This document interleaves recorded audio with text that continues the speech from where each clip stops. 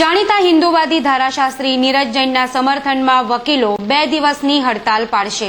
તાજેતરમાં થયેલા કોમી તોફાનો સમયે પોલીસ દમનનો ભોગ બનેલા નિર્દોષોનો અવાજ બુલંદ બનાવનાર જાણીતા હિન્દુવાદી ધારાશાસ્ત્રી નીરજ જૈન વિરુદ્ધ સિટી પીઆઈએ દાખલ કરેલી ખોટી ફરિયાદના વિરોધમાં આવતીકાલથી વકીલો 2 દિવસ માટે હડતાલ પાડશે અને કોર્ટ કાર્યવાહીનો બહિષ્કાર કરશે।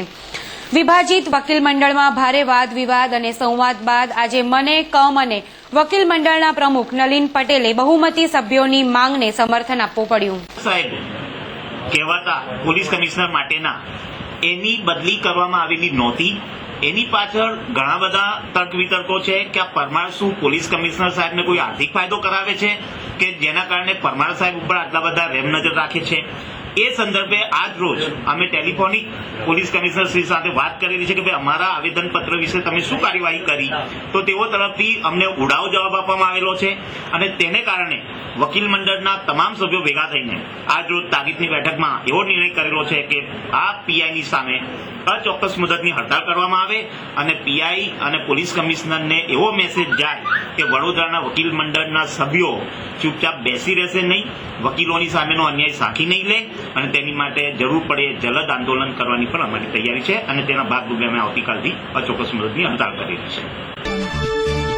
હિન્દુવાદી ધારાશાસ્ત્રી નીરજ જૈનનું કહેવું છે કે મોડે પણ વકીલ મંડળે યોગ્ય પગલું લીધું છે આ ચોક્કસ મુદતનું। એમનું તો સાથે એ પણ કહેવું છે કે પોલીસ કમિશનર કોઈ ચોક્કસ સંજોગોમાં વિજય પરમાર નામના પીઆઈને સાચવી રહ્યા છે।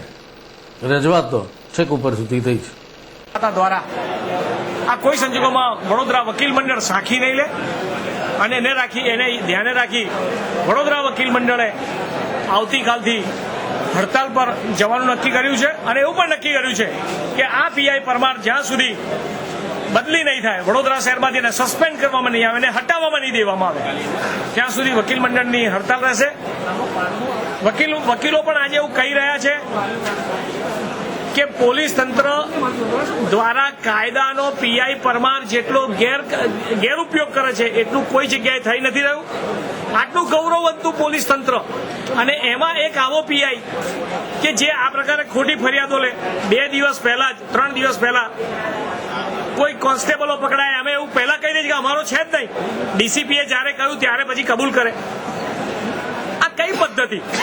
છોકરાઓને મારે નિર્દોષને એને કબૂલ કરાવડે કે આ ગુનો મેં જ કર્યો છે, એના સામે પણ ફરિયાદ થાય અને છતાં પણ પોતાને એવું માને કે હું જ સર્વે સર્વા।